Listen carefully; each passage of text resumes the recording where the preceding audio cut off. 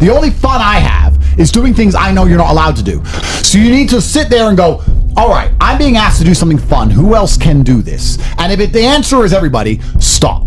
I clear my emails. I've trained hard that day. I've made a couple $1 million.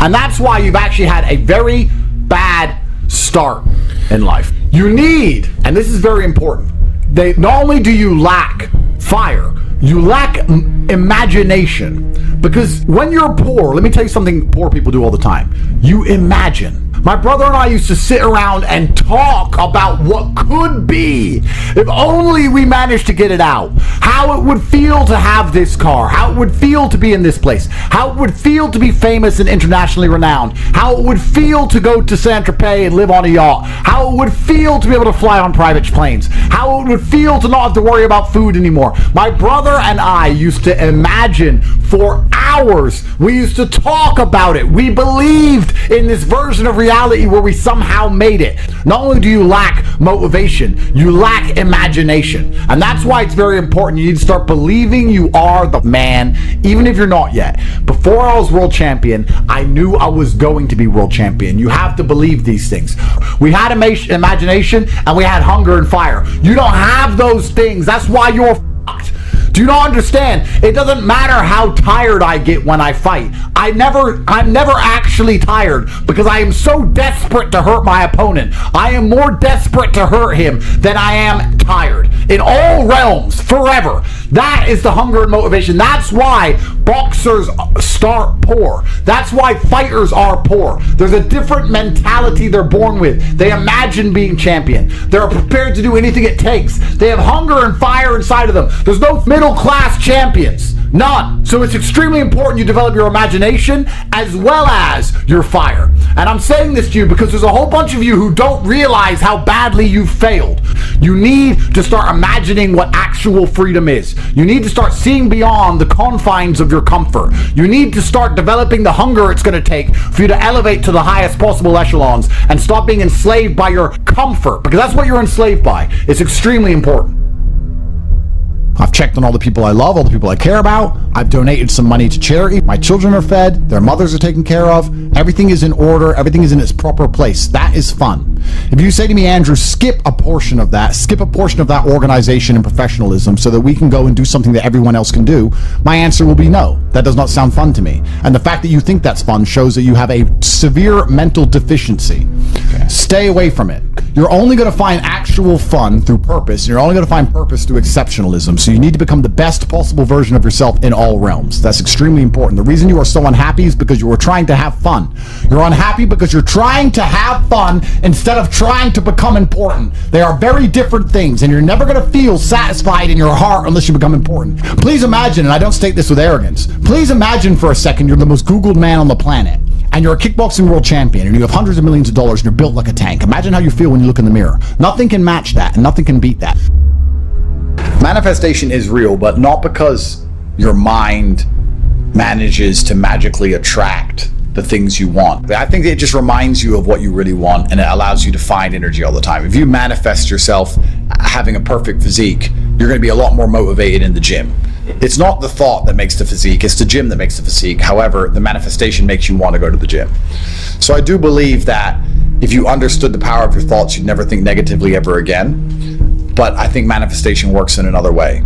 I also think that once you understand all of the bad things and good things that come into your life are a perfect plan from God himself, you're going to be a lot less affected by the bad things.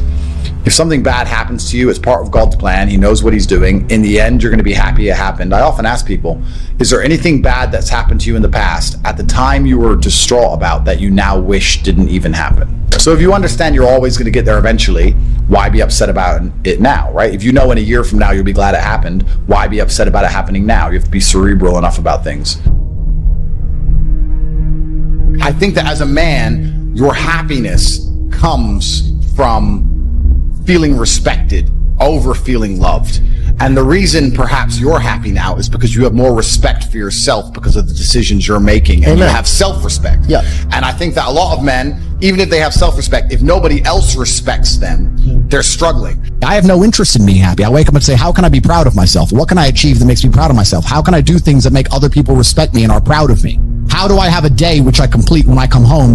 The woman who's in my house says, wow, there's no man like you. How do I live a life so my children look at me and go, Dad's a superhero? How do I make my mother call me and say, I couldn't possibly be more? I have to live the exact same life regardless of how I feel. So for me, happiness is not a good indicator on how life should be lived. Well, you need to sit down and look at your life and say, what's going to make me as motivated as possible? Is it developing an imagination to imagine my dream life? I'm sure it is. Is it having a social circle of people who are always trying to elevate? I'm sure it is. You need to then sit there, look at every facet of your life, analyze it one by one, and develop a lifestyle which is going to give you endless fire, because without it, you are going to lose. You are broken inside. You are lacking a fire inside of you, because once you get that fire, you become invincible. The fire inside of your heart makes you hard to kill, truthfully. It is the fire inside of your heart that makes you uncrushable, the kind of cockroach which survives a nuclear explosion. It is extremely important that you are never in a position where you lack motivation ever again. It is extremely important that you never fuck up an opportunity that is handed to you ever again. And these things are conscious choices you make by changing your lifestyle. There's nothing stopping you from winning besides yourself. I have now given you an actionable. The actionable is for you to design your life around getting endless motivation and fire in all ways. Everything you do needs to be deliberately geared and designed towards giving you motivation and making you feel hunger inside of yourself. Then you must take all of that fire, turn it into positive energy, and exude it out into the universe. If you want it to rain and you don't know what to do a rain dance. Perhaps the rain dance will not make the clouds cede. However, God will be happy that you're taking action as opposed to just sitting still, quietly waiting for rain to appear while being submissive and subservient. No, you have to go out there and do things. God wants to see you take care of what He has given you. Nobody continues to give gifts to the ungrateful. This is absolutely true about life. It's extremely important that you show God that you deserve it.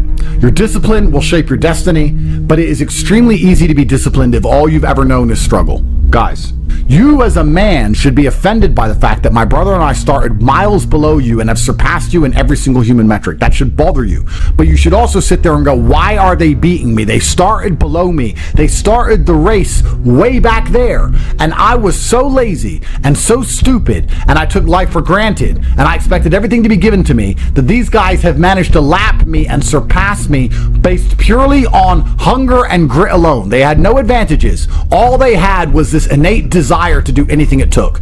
Now is the time. Every single day you need to wake up, take action, and get things done. Happiness to me is a super interesting concept, because when people come to me and say, I'm not happy, I say, why should you be happy?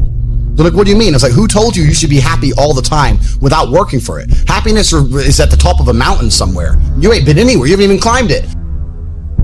I think everybody on the planet has something to prove. If you walk through life and feel like you have nothing to prove, then you're a loser. If you wake up each day and go, I don't owe anybody anything, I don't have to prove anything to anybody, then you are a loser, because you are absolutely not incorrect. You must prove yourself to other people. You must prove yourself to your bloodline, as we just discussed. You must prove yourself to God. God hates the lazy. He can't stand them. If He gives you all these genetic dispositions and these natural God-given gifts, if you have 2 arms and 2 legs and you can think, and you're not trying your absolute best, that's the reason you're not lucky. He doesn't like you. He likes the people which show Him the beauty of His own creation. He likes to give somebody building blocks and them to build something amazing. It's the best thing about being a man. You have to build who you are. God loves to see that. Those people, for some reason, seem to be enormously lucky, right? The person who goes, I don't have to prove anything to God. I don't owe all of my ancestors any effort. You know, for 5,000 years, people were dodging saber-toothed tigers and catching the plague and running from Genghis Khan. I don't owe them anything. I don't owe them a thing, because I want to play video games. These people are losers. I wake up every day with something to prove. I have hundreds of millions of dollars. I'm in fantastic shape, 4 times world champion. Fighting the Matrix out here by myself. More. I will have to be braver. I must try harder. All I do is prove myself. So when I hear people go, I don't have nothing to prove, then you're a loser. Peasants have never felt like they needed to prove anything. But kings felt like they needed to go and conquer land. Isn't that it's coincidental that the king, who already had it all, felt like he needed to go to some far-flung land and conquer it and take it and prove he's the king. But the peasants, oh, I don't have to prove nothing to nobody. You're a loser then. You're a dummy. I absolutely and utterly, completely have everything to prove to everybody all of the time. That's who I am. I will prove anything to anybody. If I sit and say X, I will prove it. Nobody cares about men being happy. We talk about women being happy. We want children to be happy. If you look at a full-grown man on Christmas morning, he's smiling because his wife is smiling. He's smiling because his children are smiling. Nobody even buys him anything. What do they buy the dad? Socks? Nobody cares about men being happy. So why do you as a man care about you being happy? That's how you're going to fall into these traps. I'm a very content person. I live a fantastic life.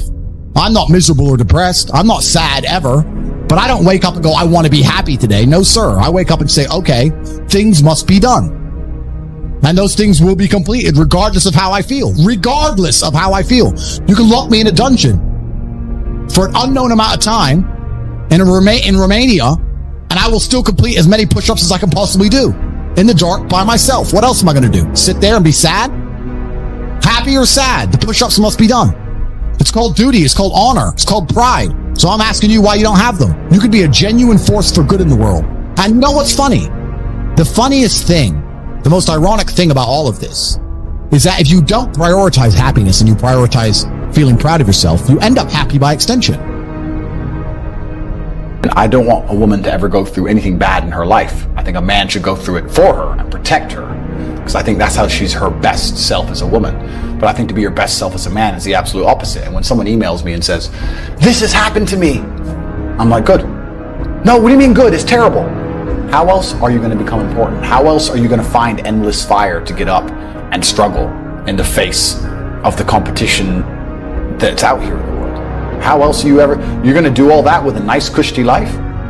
If any man's honest with himself, think about the biggest transformative stages in your life. Think about the times you got the most work done. It was a bad part of your life.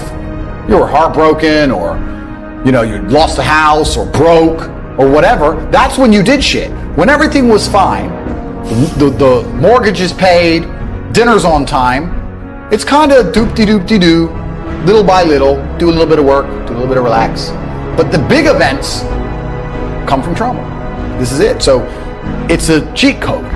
It's a cheat code to climb the mountain. So when I get a message from whoever, and he goes, my wife left me, I'm devastated. I say, I understand.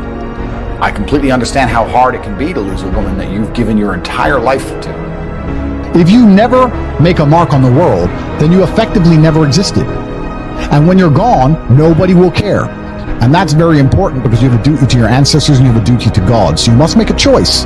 And this is genuine choice to you people at home. Do you want to live in obscurity forever and be invisible and not matter and have an easier life?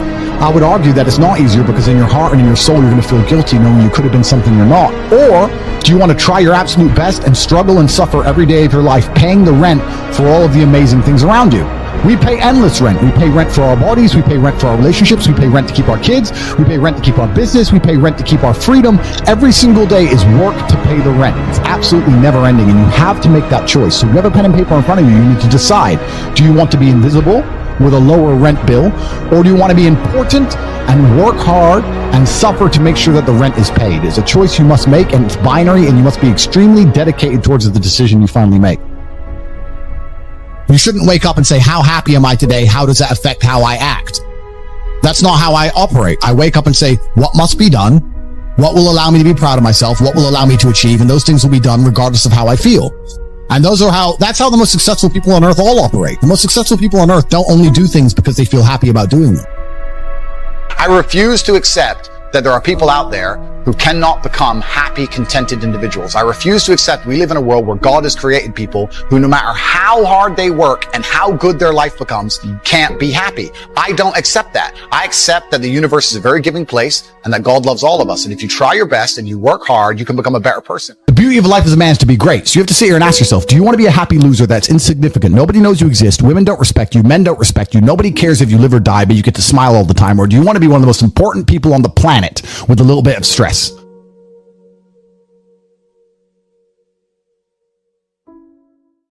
If you died tomorrow, would your last day be proof you were ever alive? You scroll, you sleep, you settle, and then you wonder why your life is a joke. Winners, we don't have time to be weak. Every breath is war. Every second is a weapon. And if you ain't using yours, someone else is using theirs to conquer you. You've been sold a fantasy. a prison with painted walls. Every single morning you wake up and repeat a cycle that was designed to break you. You drag yourself out of bed, not because you're driven by purpose, but because you're terrified of consequences.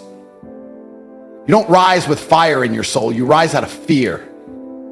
Fear of losing the job, fear of the landlord, fear of being poor. And they've convinced you that this fear is normal, that being afraid and compliant is what life's supposed to be, that as long as you're making ends meet, you should be proud of yourself. But let me ask you something brutal. When was the last time you were actually free? Most of you haven't felt freedom a single day in your entire life. You've been on a leash since the moment you were born. School taught you to obey, not to think. Your job trains you to execute, not to lead. And the worst part, you're proud of it. You wear your suffering like a badge of honor. You tell yourself you're working hard, as if effort automatically equals reward. It doesn't. The world doesn't pay you for effort. It pays you for strategy, power, and influence. The janitor works hard. The construction worker breaks his back. But they're both replaceable. The rich man doesn't break a sweat, but he owns the building. And you know it deep down, but you lie to yourself because the truth burns too hot.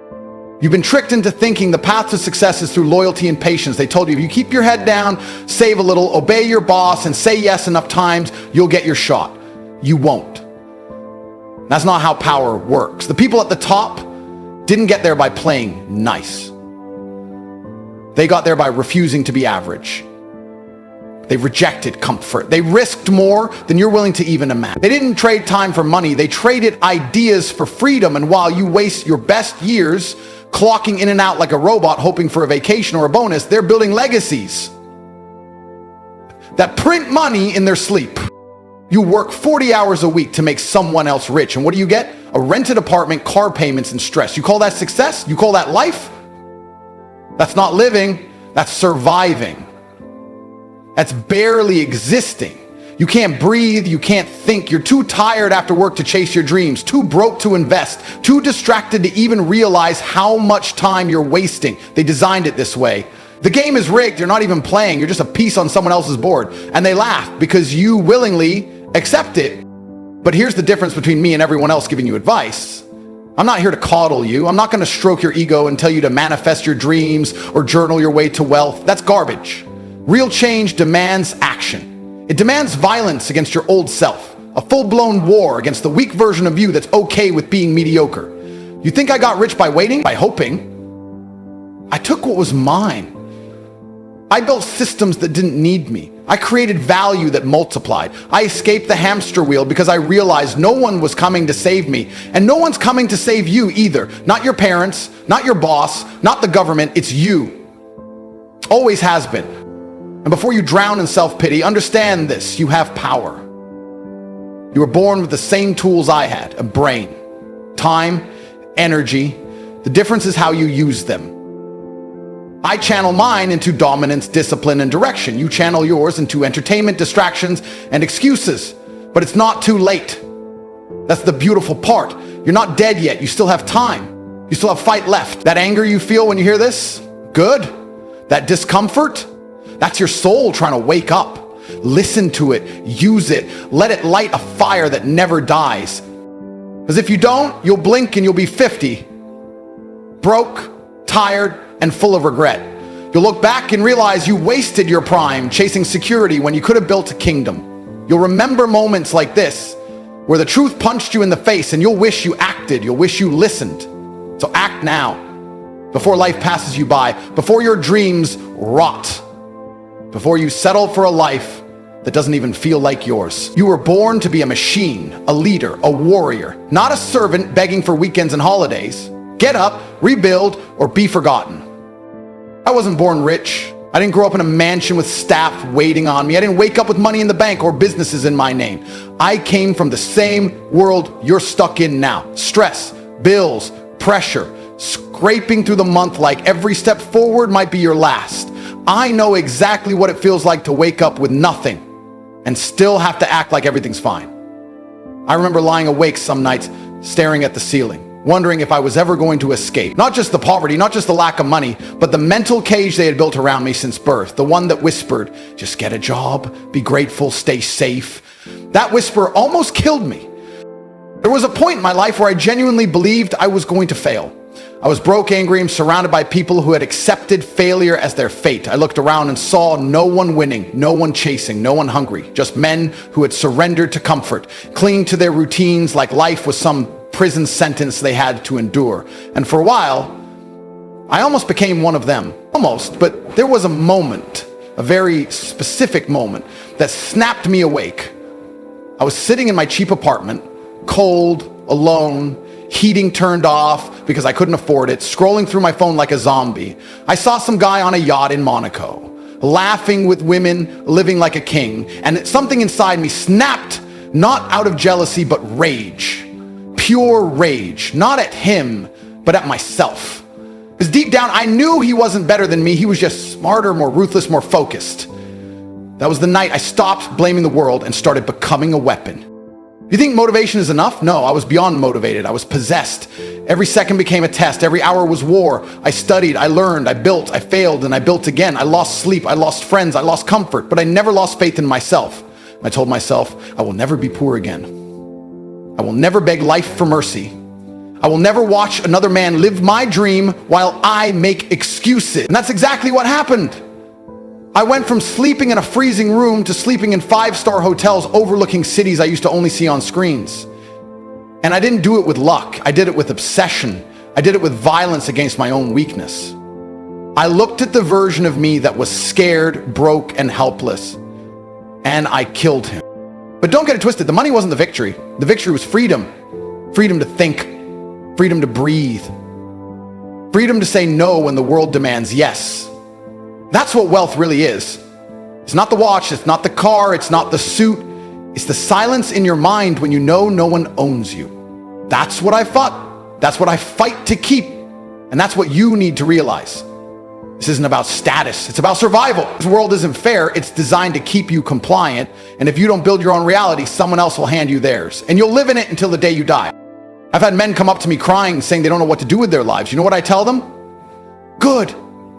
Feel that pain. Let it burn. That's the signal. That's life trying to break you out of the cage. But instead of acting, most people sedate themselves. Booze, porn, useless scrolling, anything to avoid responsibility. But pain is not your enemy. It's your ally. When I felt that hunger, that bottomless pit in my stomach, I didn't run from it, I fed it. With progress, with discipline, with goals that scared me. That's how you win. You feed your demons purpose until they become your army. You think I don't remember the hunger? I live with it every day. That same fire is still in me. It never left.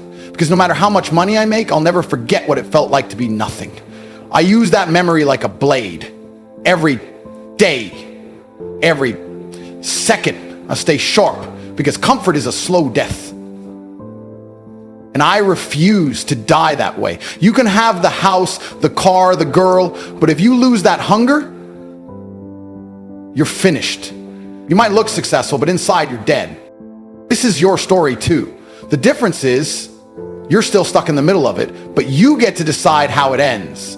Do you give up and become another nobody? Or do you flip the switch and become the man you were born to be? Because make no mistake, you were born for more. You feel it, that tension, that frustration, that voice inside that says, this can't be it. That's your inner king trying to wake up. Don't ignore him, don't numb him, answer him. Because once you do, once you decide that the old version of you isn't allowed to exist anymore, everything changes, your energy shifts, your presence changes. People start to feel something different when you walk into a room. That's power. That's what real transformation looks like. And it all starts with a choice. Remain comfortable or become legendary. You don't have time. It's the first lie they fed you. That there's always tomorrow, that you're young, that you can relax. There is no later. There's no magical future where you suddenly become disciplined, driven, and successful. If you're not doing it now,